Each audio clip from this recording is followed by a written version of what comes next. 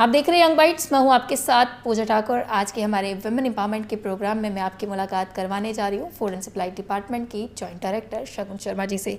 Ma'am, सबसे पहले आपका बहुत बहुत स्वागत है यंग बाइट्स में। थैंक यू मैम, जिस तरह से आज हम बात करें वुमेन एम्पावरमेंट की, आप किस तरह से वुमेन एम्पावरमेंट को देखते हो? क्या लगता है कितना ज़्यादा चेंज जो है पहले के समय में और आपके समय में देखा जा रहा है? There is lot of change as you have witnessed in these 30-40 years।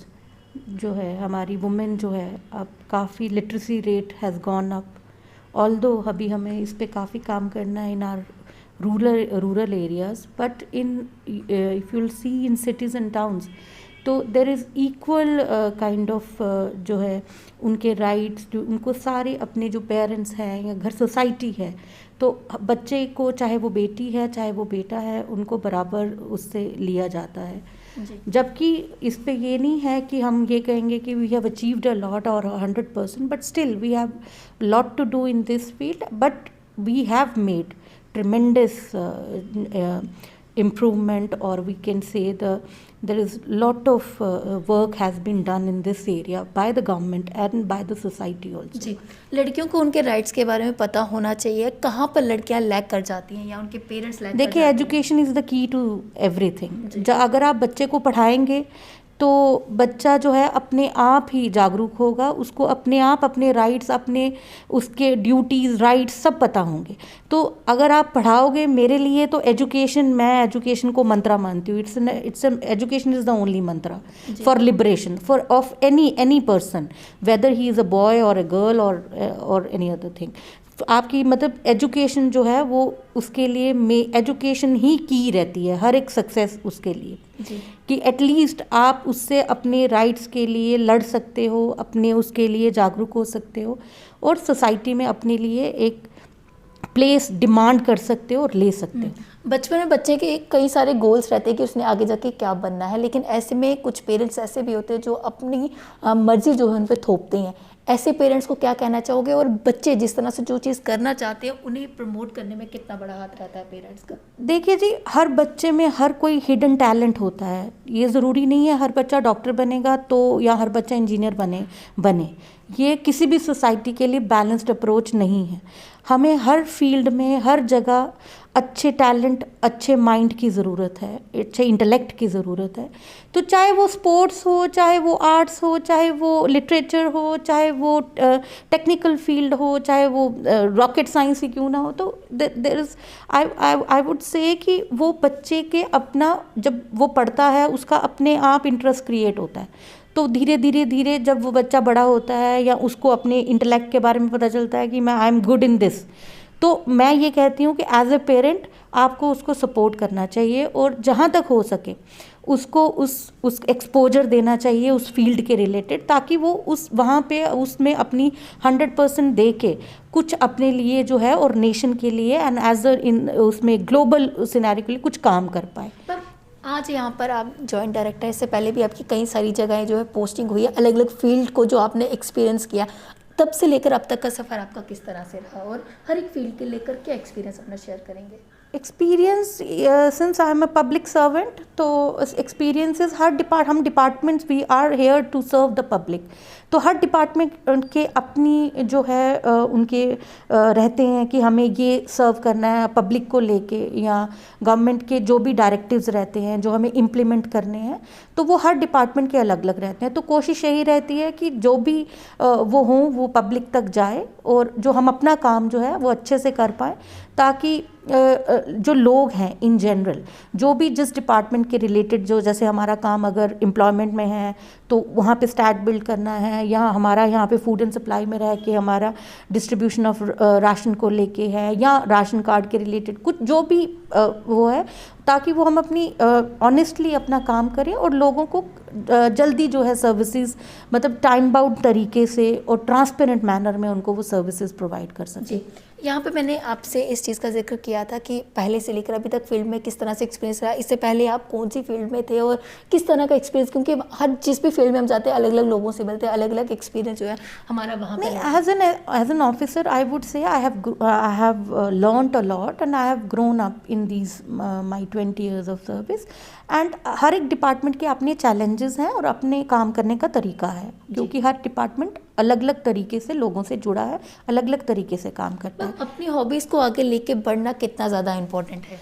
Hobbies are very important these days कि बिकॉज पीपल, जैसे हम कहते हैं कि we are facing lot of stress because of various factors, बच्चे अपनी तरह से परेशान हैं, बड़े अपनी तरह से परेशान हैं, तो अगर किसी की हॉबी है तो hobbies are to destress, कि आप उससे डी स्ट्रेस होंगे, आप अपनी life, quality life, to live in quality life it is very important to maintain a balance between your hobbies and passion. Your hobbies can be your profession, there is no doubt about it, but at the same time if your profession and hobby are different then you should pursue your hobby as well. जी ma'am, अगर आपकी बात करें, आप घर को भी संभालते हैं, ऑफिस का भी आपको काम करना पड़ता है, किस तरह से आप मेंटेन करते हैं, किस तरह से बैलेंस करते हैं? It's very easy to maintain. I don't find it difficult as a lady because we have been grown, we have been given upbringing like that only, that at the same, a woman has to be has to do multiple roles, whether in the society, in office, at home. I'm working also, but I'm at the same time I'm a mother also, I'm a wife also,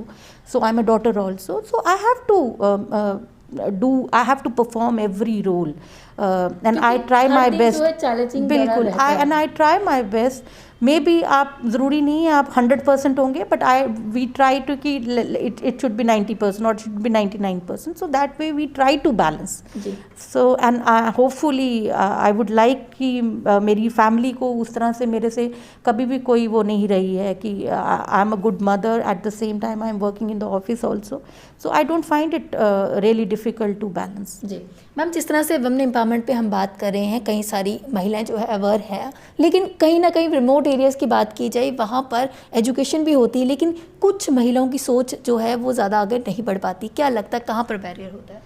नहीं, barrier फिर वही है, आप कह रहे हैं सोच नहीं बढ़ पाती, तो सोच जो है वो हम सबका काम है एज अ सोसाइटी उसको चेंज करने के लिए। लेकिन मैं फिर कहूँगी कि एजुकेशन जो है और जो एजुकेशन से आप एक्सपोजर ला सकते हैं उससे बहुत सारी चीज़ों में अंतर आता है। अगर आप over a period of time देखें तो ये नहीं है रातों रात तो कोई भी सोसाइटी बदलती नहीं है, तो उसको टाइम लगता है। कोई जो बुरी प्रथाएं होती हैं उनको जाने में भी टाइम लगता है।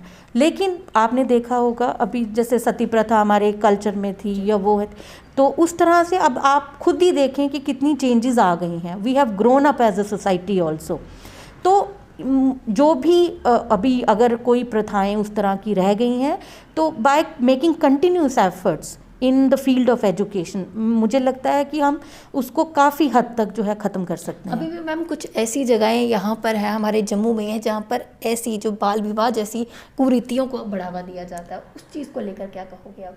देखिए, मैं तो इस पे इस तरह से कमेंट नहीं कर सकती because in my life time I have not encountered जहाँ पे कि इवन आई हैव कम, मतलब मेरे नोटिस में ये चीज़ अभी तक ये नहीं आई कि हमारे ही आगे पीछे कहीं पे बाल विवाह जैसी होती होंगी। मैं ये नहीं कह रही हूँ कि आई एम नॉट सेइंग कि नहीं है ये प्रथाएं, बट मुझे ऐसे लगता है कि इस पे तो काफ़ी हद तक जो है मतलब अब जैसे गवर्नमेंट ने 18 साल की एज वो कर रखा है तो people are following that because बच्चा आजकल चाहे लड़की है, गांव में भी आप अगर आप देखें इतने स्कूल और एजुकेशन का लेवल बढ़ गया है कि कोई भी पेरेंट, और पेरेंट भी जागरूक हैं, पेरेंट भी को भी पता है कि किस तरह, जैसे बेटी बचाओ बेटी पढ़ाओ का जो स्लोगन है इट इज़ गोइंग डाउनवर्ड्स। ऐसा नहीं है, अगर पहले लोगों को लगता था कि नहीं जी बेटी घर में है तो वो किसी तरह की आपके लिए कल को बोझ बने, ऐसा नहीं है। मैंने जो मानसिकता देखी है लोगों की बड़ी बदलते हुए देखी है। अब तो गांव में भी लोग उस तरह से बड़ा कम सोचते हैं कि बेटी, उनको भी होता है कि हमारी बेटी पढ़े आगे बढ़े।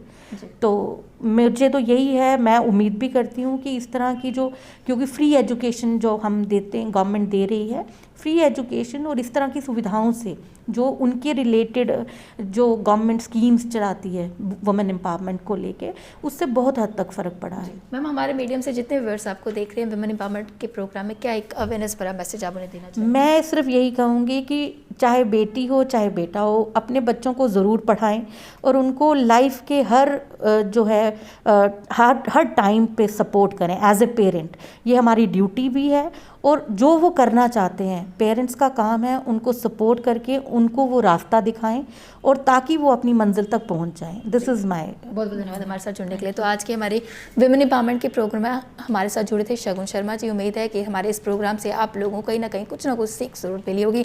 अगली अपडेट लेकर फिर मैं हाजिर होंगी और अगले हफ्ते नई शख्सियत से आपको रूबरू करवाऊंगी। तब तक के लिए आप देखते रहिए young bytes. Video journalist Rajiv Gupta के साथ मैं पूजा ठाकुर, यंग बाइट्स, जम्मू।